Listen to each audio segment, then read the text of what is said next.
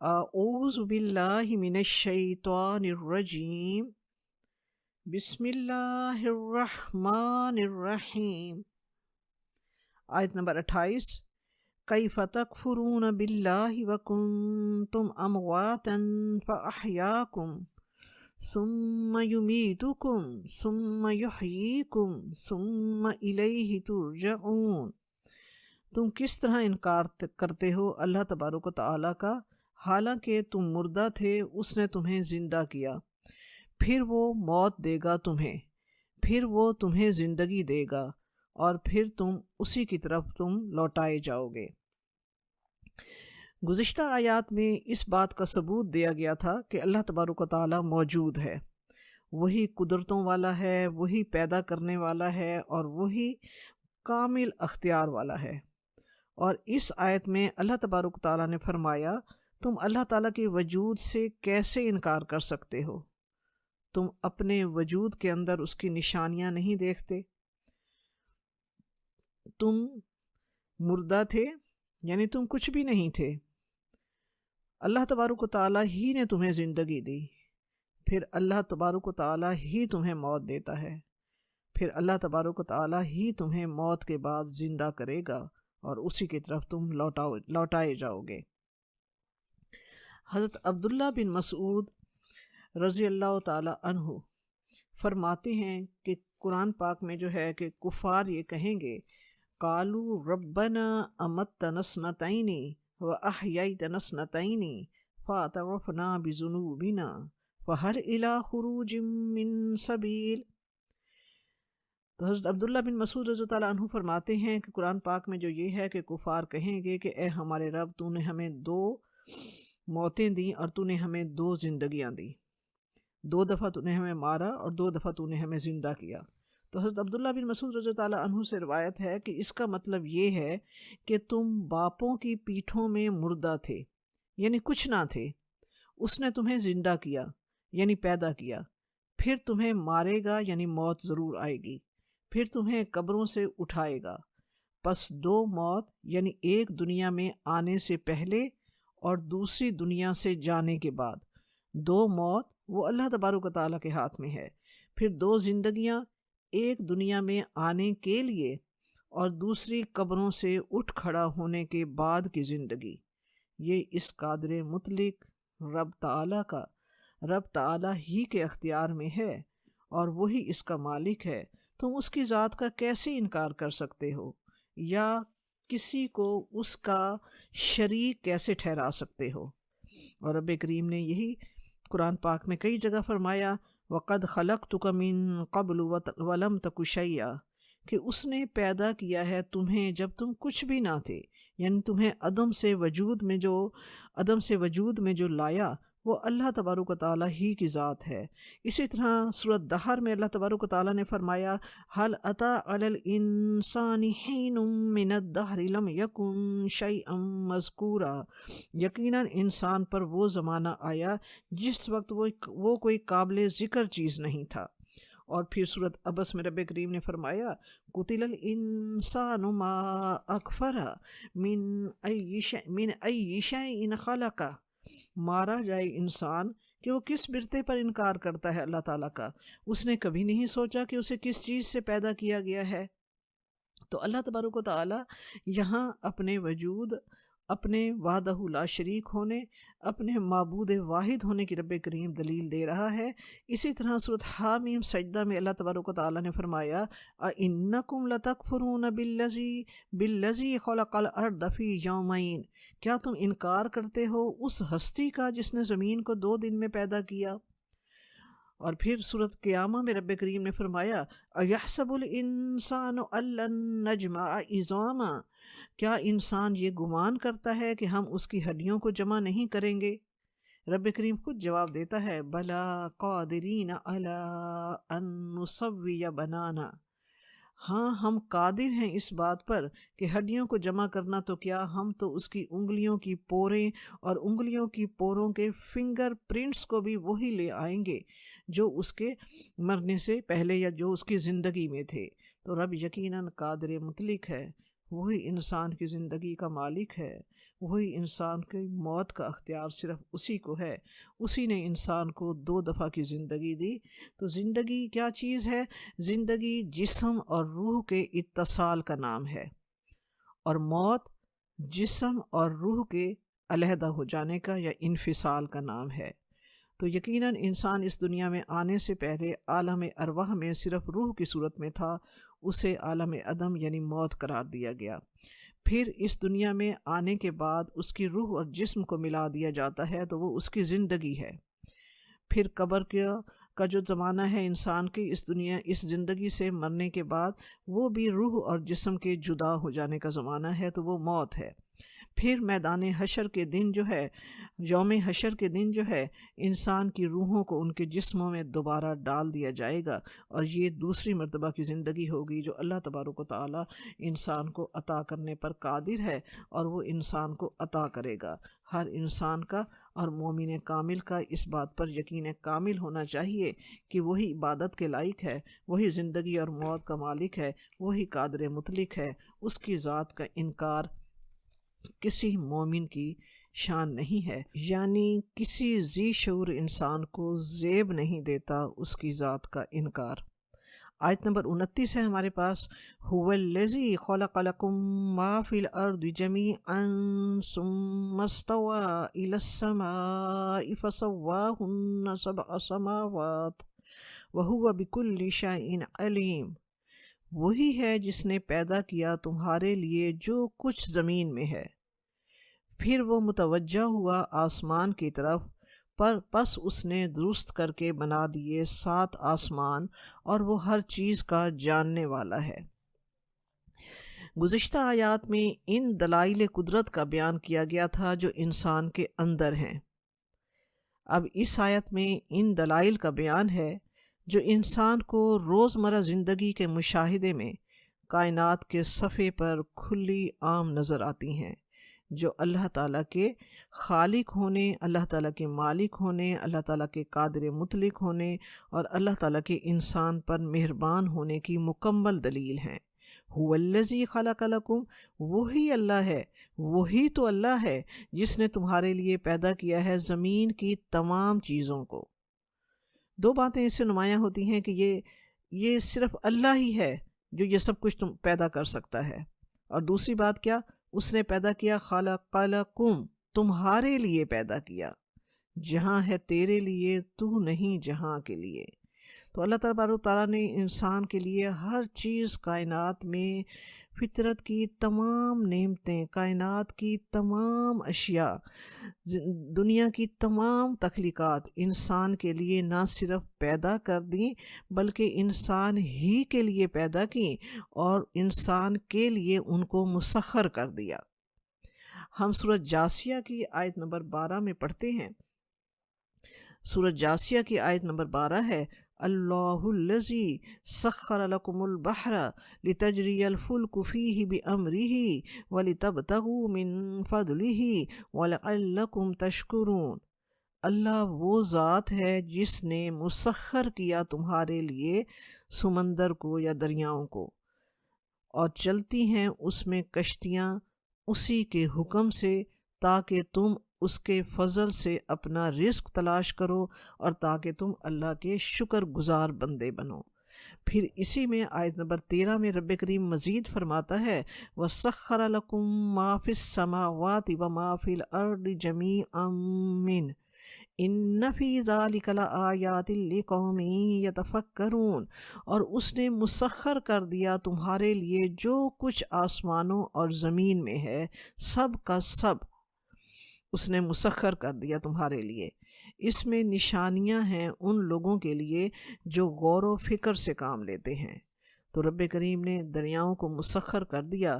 آج انسان بے شک اسے اپنی ٹیکنالوجی کا کمال سمجھے، حق ناشناس اور اللہ ناشناس دل جو ہیں وہ اسے شاید اپنی ٹیکنالوجی کا کمال سمجھیں، لیکن جب رب کریم نے قرآن پاک میں فرمایا کہ وَسَخَّرَ لَكُمْ، اور رب کریم نے فرمایا کہ اسے ہم نے مسخر کیا ہے تمہارے لیے۔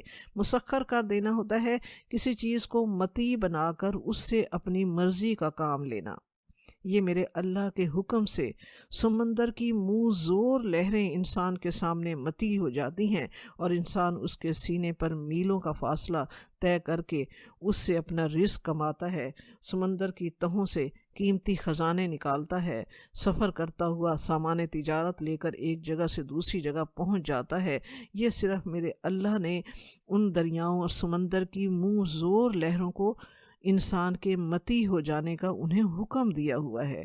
یہ اس کا خالق ہونا ہے، اس کا انسان کے لیے مہربان ہونا ہے کہ اس نے سب کچھ انسان کے لیے پیدا کیا، اور انسان کو اللہ تبارک و تعالیٰ نے اپنی عبادت کے لیے پیدا کیا۔ وما خلقت الجن والانس الا لیعبدون، نہیں ہم نے پیدا کیا جنوں اور انس کو مگر صرف اس لیے کہ وہ عبادت کریں میری، رب کریم فرما رہا ہے۔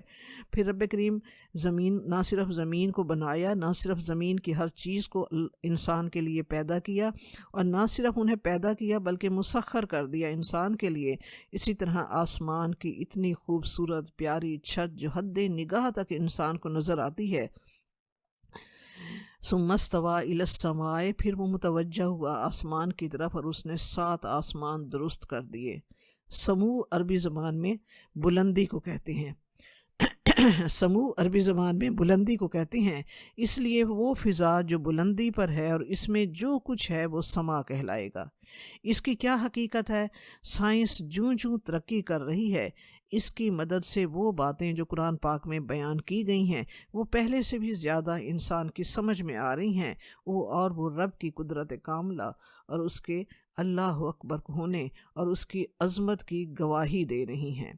آیت نمبر 30 ہے ہمارے پاس، وَإِذْ قَالَ رَبُّكَ، اور جب فرمایا تمہارے رب نے، للملائکتی، فرشتوں سے، انی جاعل فی الارض خلیفہ، بے شک میں بنانے والا ہوں زمین میں خلیفہ۔ قالو، انہوں فرشتوں نے کہا، اتجعل فیہا من یفسد فیہا ویسفک الدماء ونحن نسبح بحمدک ونقدس لک۔ فرشتوں نے کہا کہ کیا تو بنائے گا اس میں وہ مخلوق جو فساد کرے گی، اور اس میں وہ جو فساد کریں گے اور وہ بہائیں گے اس میں خون، اور ہم تسبیح بیان کرتے ہیں اور ہم تسبیح کرتے ہیں اے رب کریم تیری تعریف کے ساتھ، اور ہم تیری پاکیزگی بیان کرتے ہیں۔ قال انی عالم ما لا تعلمون، تو رب کریم نے فرمایا بے شک میں جانتا ہوں جو تم نہیں جانتے، بے شک میں جانتا ہوں جو تم نہیں جانتے۔ چوتھے رکوع سے تخلیق آدم کا قصہ بیان کیا گیا ہے۔ یہ نوع انسانی کی تاریخ کا وہ باب ہے جس کے معلوم کرنے کا کوئی دوسرا ذریعہ انسان کو میسر ہو ہی نہیں سکتا تھا۔ اس میں انسان کی حقیقت، اس کی ابتدا، کائنات میں اس کی ٹھیک ٹھیک حیثیت بیان کر دی گئی ہے۔ اللہ تبارک و تعالیٰ نے انسان کو تخلیق کرنے سے پہلے فرشتوں سے از راہ اعزاز گفتگو کی کہ میں دنیا کے لیے اپنا ایک نائب بنانے والا ہوں۔ فرشتوں کو یہ فرمانا انہیں آگاہ کرنا تھا۔ پھر ہم دیکھتے ہیں کہ رکوع نمبر 3 کا جو آغاز ہوا تھا اس میں رب کریم نے فرمایا تھا، یا ایھا الناس اعبدوا ربکم الذی خلقکم والذین من قبلکم لعلکم تتقون الذی جعل لکم الارض فراشا والسماء بناء وانزل، اس میں رب کریم نے فرمایا تھا کہ اے لوگو عبادت کرو اس رب کی جس نے تمہیں پیدا کیا اور جس نے تم سے پہلے لوگوں کو پیدا کیا تاکہ تم متقی بن جاؤ۔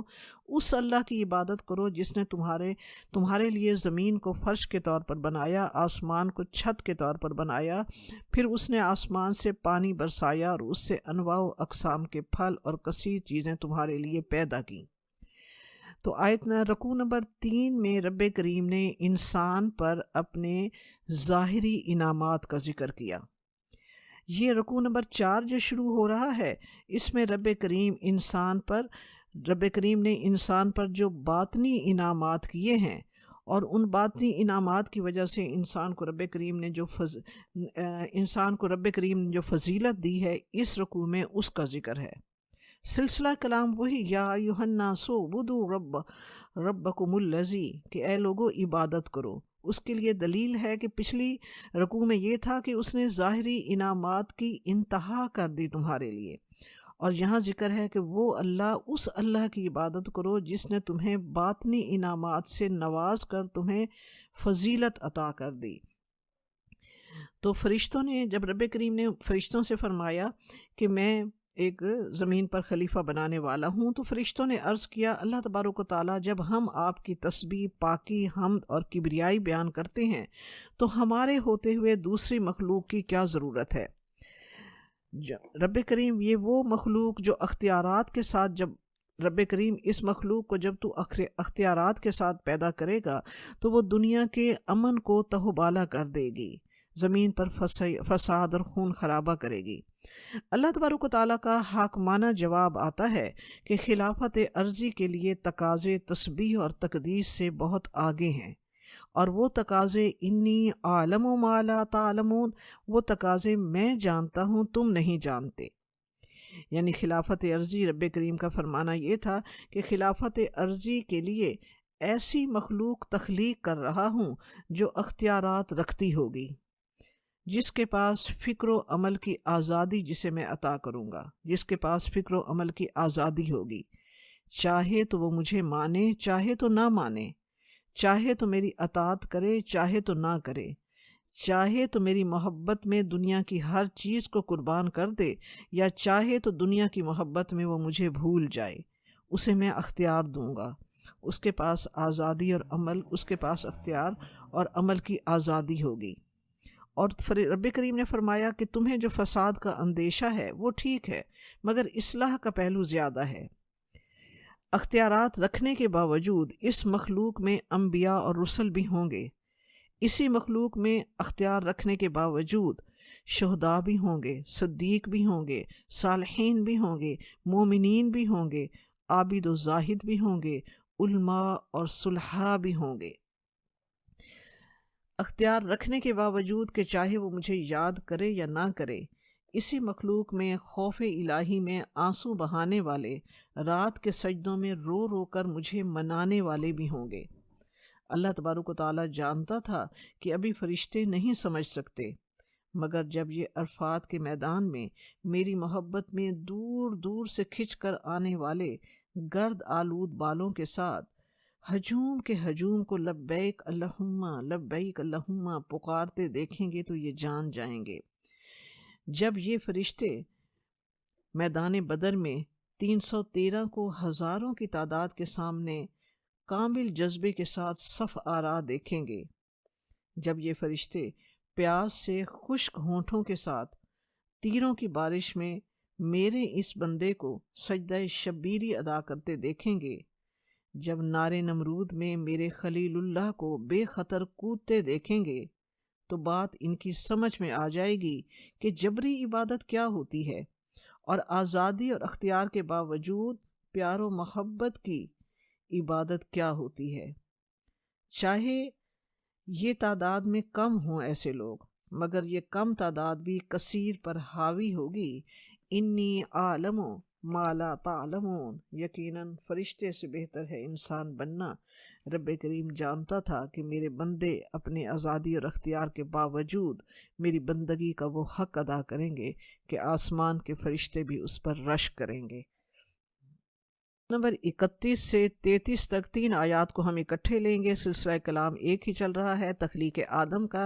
وَعَلَّمَ آدَمَ الْأَسْمَاءَ كُلَّهَا ثُمَّ عَرَضَهُمْ عَلَى الْمَلَائِكَةِ فَقَالَ أَنبِئُونِي بِأَسْمَاءِ هَؤُلَاءِ إِن كُنتُمْ صَادِقِينَ۔ اور اللہ تبارک و تعالیٰ نے سکھا دیے آدم علیہ السلام کو نام ان سب کے۔ ثم عرضهم علی الملائکۃ، پھر اس نے پیش کیا انہیں فرشتوں پر۔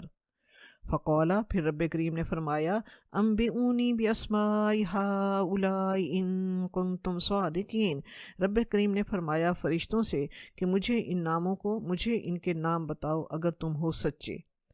آیت نمبر 32 ہے، قالو، فرشتوں نے کہا، سبحانک، پاک ہے میرے اللہ تو، لا علم لنا، نہیں ہم جانتے یا نہیں ہے ہمارے پاس علم، الا ما علمتنا، مگر صرف وہی جو تو نے ہمیں سکھایا، انک انت العلیم الحکیم، بے شک تو ہی بہت علم والا اور بہت حکمت والا ہے۔ آیت نمبر 33 کو ہم ساتھ لیں گے، قال یا آدم انبئہم باسمائہم، تو رب کریم نے فرمایا آدم علیہ السلام سے کہ اے آدم انہیں بتا دو ان چیزوں کے نام۔ فلما انبأہم باسمائہم، پھر جب آدم علیہ السلام نے بتا دیے ان چیزوں کے نام یا خبر دی ان چیزوں کے ناموں کی، قال الم اقل لکم انی عالم غیب السماوات والارض، تو رب کریم نے فرمایا کہ میں نے تمہیں کہا نہیں تھا کہ بے شک میں جانتا ہوں غیب آسمانوں اور زمین کا، اور میں زیادہ جانتا ہوں، وعالم، اور میں زیادہ جانتا ہوں، ما تبدون وما کنتم تکتمون، جو تم ظاہر کرتے ہو اور جو تم چھپاتے ہو۔ ہاں ذکر ہو رہا ہے کہ رب کریم نے آدم علیہ السلام کو تخلیق کرنے کے بعد آدم علیہ السلام کو سب سے پہلے اپنی عظیم المرتبت صفت علم سے نوازا۔ علم یہ پہلا تحفہ تھا اللہ تبارک و تعالیٰ نے، جو اللہ تبارک و تعالیٰ نے بنی نوع انسان کو عطا کر کے اسے باطنی فضیلت عطا کی۔ یہ پہلا تحفہ تھا جو اللہ تبارک و تعالیٰ نے حضرت آدم علیہ السلام اور بنی نوع انسان کو یوں سمجھ لیں کہ عطا کر کے اسے باطنی فضیلت عطا کی۔ کون سا تحفہ؟ علم کا تحفہ۔ علم اللہ تبارک و تعالیٰ کی صفت ہے، عبادت جو ہے وہ مخلوق کی صفت ہے، علم اللہ تبارک و تعالیٰ کی صفت ہے۔ علم کا رتبہ ہر حال میں عبادت سے زیادہ ہے۔ شیطان کے مقابلے میں ایک عالم 1000 عبادت گزاروں پر بھاری ہے۔ آپ صلی اللہ علیہ وآلہ وسلم کا ارشاد مبارک ہے کہ عالم کی فضیلت عابد پر ایسے ہی ہے جیسے آپ صلی اللہ علیہ وآلہ وسلم نے فرمایا کہ جیسے میری فضیلت ایک ادنا درجے کے مسلمان پر۔ علم کی فضیلت اللہ تبارک و تعالیٰ کے نزدیک اتنی ہے کہ رسول پاک صلی اللہ علیہ وآلہ وسلم کے فرمان کے مطابق جو شخص علم کے راستے پر چلتا ہے، اللہ تبارک و تعالیٰ اس کے لیے جنت کا راستہ آسان کر دیتا ہے۔ اسی لیے یہ کہا جاتا ہے کہ ایک لمحے کا غور و فکر 70 سال کی عبادت سے زیادہ افضل ہے۔ اور حدیث مبارکہ ہے کہ ایک شخص جب دین کا علم حاصل کرنے کے لیے گھر سے نکلتا ہے تو اس کے لیے آسمان کے فرشتے، زمین کی چیونٹیاں اور سمندر کی مخلوق اور فضا کے پرندے اس کے لیے دعا کرتے ہیں۔ تو اللہ تبارک و تعالیٰ نے آدم علیہ السلام کی فضیلت فرشتوں پر ثابت کرنے کے لیے آغاز ہی علم سے کیا۔ تو اس سے معلوم ہوا کہ اصل برتری جو ہے وہ علم و معرفت کی وجہ سے ہوا کرتی ہے۔ اس سے معلوم ہوا کہ اصل برتری جو ہے وہ علم و معرفت ہی کی وجہ سے ہوا کرتی ہے، نفلی عبادات یا تسبیح و تقدیس سے نہیں۔ اللہ تبارک و تعالیٰ نے آدم علیہ السلام کو کائنات میں موجود اشیاء کے نام سکھا دیے۔ آدم علیہ السلام کو سارے نام سکھانا گویا ان کو تمام اشیاء کا علم دینا۔ انسان ناموں ہی کے ذریعے سے اشیاء کے علم کو اپنے ذہن کی گرفت میں لاتا ہے۔ علامہ اقبال نے فرمایا کہ اللہ تبارک و تعالیٰ نے انسان کو یہ صلاحیت ودیت کی ہے، یہ علم رب کریم نے انسان کو سکھایا ہے، اور ناموں ہی سے آگے تحقیق و جستجو اور علم کی اگلی راہیں کھلتی ہیں۔ تو اللہ تبارک و تعالیٰ نے انسان کے اندر جتنے ممکنات زندگی ہیں ان کا علم اور انہیں آشکارا کرنے کی صلاحیت انسان کے اندر ودیت کر دی۔ جیسے علامہ اقبال نے فرمایا، تیری فطرت امی ہے ممکنات زندگانی کی، زندگی یا کائنات میں جتنی بھی ممکنات ہیں ان کو آشکارا کرنے کی صلاحیت اللہ تبارک و تعالیٰ نے انسان کے اندر رکھ دی ہے۔ انسان کی فطرت امانت دار ہے، وہ یہ امانت لیے ہوئے پھر رہا ہے۔ اب اس امانت کو صحیح طور پر امانت کا حق ادا کرے کہ صلاحیتوں سے کام لے کر ممکنات زندگی کو آشکارا کر کے انسان جو ہے اپنی بلندیوں کی انتہا اور رب کریم کی دی ہوئی اس تمام تر نعمتوں کو جہان کے سامنے آشکارا کر سکتا ہے۔ فرشتوں کو صرف اسی چیز کا علم دیا جاتا ہے جو ذمہ داری انہیں سونپی جاتی ہے۔ جیسے کہ بارش پر فرشتے مامور صرف بارش اور اس سے متعلقہ امور کا علم رکھتے ہیں، انہیں موت کا علم نہیں ہے۔ اسرائیل جو ہے وہ صرف موت کے علم کے سوا اور کچھ نہیں جانتا۔ اللہ تعالیٰ نے علم دینے کے بعد فرشتوں کے سامنے وہ اشیاء رکھیں اور پوچھا کہ بتاؤ اس کے بارے میں کیا علم رکھتے ہو؟ اگر تم اپنے دعوے میں سچے ہو کہ رب ہم موجود ہیں، تیری تسبیح و تقدیس کرتے ہیں، اس مخلوق کو پیدا کرنے کی کیا ضرورت ہے، تو تم بتاؤ ان چیزوں کے نام۔ فرشتوں نے کیا جواب دیا؟ قالوا سبحانک لا علم لنا۔ اب یہاں سے ظاہر ہوتا ہے کہ فرشتوں کی یہ عظمت ہے کہ انہوں نے اپنی کم علمی کا اعتراف کیا۔ تو یہ ہمیں ملکوتی صفت نظر آتی ہے، غلطی اور کم علمی کا اعتراف کرنا ملکوتی رویہ ہے۔ آیت نمبر 33 میں اللہ تعالیٰ نے فرمایا قال یا آدم انبئہم باسمائہم۔ رب کریم کے حکم سے آدم علیہ السلام نے تمام اشیاء کے نام بتا دیے۔ فرشتے جان گئے کہ اس نئی تخلیق کی معراج کو ہم نہیں پہنچ سکتے، گویا اس طریقہ سے اللہ تبارک و تعالیٰ نے انہیں بتا دیا کہ آدم کو میں صرف اختیارات ہی نہیں بلکہ علم بھی دے رہا ہوں، اور اس کے تقرر سے فساد کا جو اندیشہ تمہیں ہے وہ معاملے کا صرف ایک پہلو ہے، دوسرا پہلو اصلاح کا بھی ہے جو فساد کے پہلو سے زیادہ وزنی اور بیش قیمت ہے۔ تو خلافت عرضی کی شرط علم بھی ہے۔ اقرا بسم ربک الذی خلق، اور پہلی وحی کی پہلی آیت سے ہی رب کریم نے علم کی اہمیت دین اسلام میں واضح کی، اور حقیقی علم، علم نافع، قرآن پاک کا علم، علم الہی اور دین اور احادیث اور سنت کا علم ہے۔ علم جب تک اللہ تبارک و تعالیٰ کے نام کے ساتھ جڑا رہا، مسلمانوں نے علم کی بنیاد پر دنیا کی ترقی یافتہ مادی ترقی یا مادی طور پر آگے پہنچی ہوئی بہت سی ترقی یافتہ قوموں کو پیچھے چھوڑ دیا۔ جب مسلمانوں نے علم کو صحیح طور پر سمجھا، جانا اور اس سے جذبہ اور محبت کے ساتھ آگے بڑھایا، تو اس زمانے میں مصر، اندلس، قرطبہ، بغداد اور دمشق میں وہ علمی درسگاہیں تھیں کہ غیر مسلم طالب علم مسلمان ملکوں کی علمی درسگاہوں سے علم حاصل کرنے کے لیے آیا کرتے تھے۔ اس زمانے میں غیر مسلم طالب علم مسلمانوں کی علمی درسگاہوں میں علم حاصل کرنے کے لیے آیا کرتے تھے۔ اصل میں علم و حکمت جو ہے وہ مومن ہی کی گمشدہ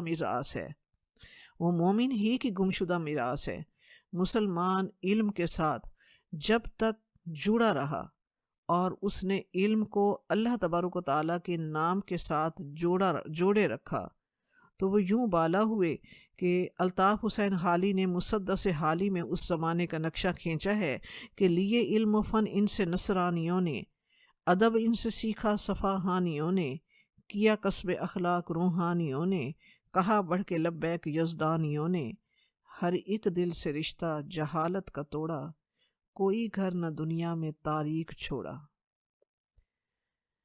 تو جب مسلمانوں نے علم کو واقعی علم ہی سمجھا اور اس کے لیے انہوں نے محنت اور جذبہ اور محبت صرف کی، تو مسلمان بالا رہے۔ مگر جب علم کا مقصد شہرت اور دولت کمانا رہ جائے تو حقیقی علم جو ہے وہ ان سے علم نافع دور ہو جاتا ہے، پھر علم ان کے پاس نہیں ہوتا، صرف معلومات بن جاتا ہے اور ڈگریوں کی تجارت بن جاتا ہے۔ علم چاہے دنیاوی ہو یا دینی، اس کی اصل میرے رب کریم ہی کی دی ہوئی ہے۔ قرآن پاک جو ہے وہ رب کریم کا قول ہے، کائنات جو ہے وہ رب کریم کا فعل ہے۔ ہمارا تمام سائنسی علم جسے ہم دنیاوی علم اور میٹیریل سائنس کا علم کہتے ہیں، فزکس، کیمسٹری، بایو، میتھ، یہ سب میرے رب کی بنائی ہوئی کائنات کا کائناتی علم ہے۔ شرط یہ ہے کہ یہ علم ہی رہے، صرف معلومات اور کاروبار نہ بنے۔ اقرا بسم ربک الذی، رب کے نام کے ساتھ جب جڑا رہے تو یہ علم انسان کو بلندیوں تک لے جاتا ہے۔ تو یہ دنیا کے تمام علم بھی رب کی ذات کی طرف انسان کو لے جاتے ہیں۔ دکھ تو یہ ہے کہ آج ہم نے علم کو صرف معلومات اور صرف تجارت اور صرف ڈگریوں کے حصول کا ذریعہ بنا لیا۔ اسی لیے فزکس، کیمسٹری، بایو کی روحانی پہلو آج ہماری نظروں سے اوجھل ہیں۔ آج کا طالب علم ڈگریاں پا کر بھی رب کو نہیں پا سکا۔ آج دنیا کی جتنی ترقی یافتہ قومیں ہیں ان کی ترقی کا پہلا زینہ بھی علم ہی سے شروع ہوتا ہے۔